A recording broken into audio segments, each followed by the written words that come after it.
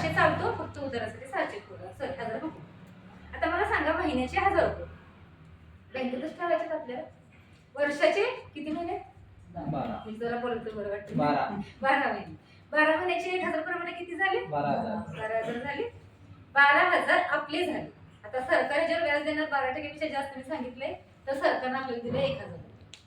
आता आपले 12 आणि सरकारचे 1,000 रुपये किती झाले? 13,000 झाले. पहिल्या वर्षी आपली रक्कम झाली 13,000. दुसऱ्या वर्षी परत आपण भरणार आहे 12,000 रुपये.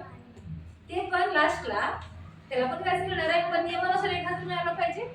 तर तसं न होता दुसऱ्या वर्षीचे 12,000 पहिल्या वर्षी 13,000 सांगितले ना आपले खंडात, त्यात ते ऍड होतात आणि टोटल रक्कम किती होईल आता? 25,000. 13 अधिक 12 25,000 होईल, बरोबर. आणि 25,000 व्याज मिळेल आपलं 2,500 रुपये. आता आपली रक्कम किती होईल? 27,500 रुपये, बरोबर. दुसऱ्या वर्षी झालं. मी काय सांगते असं ह्याला म्हणायचं चक्रव्याढ व्याज किंवा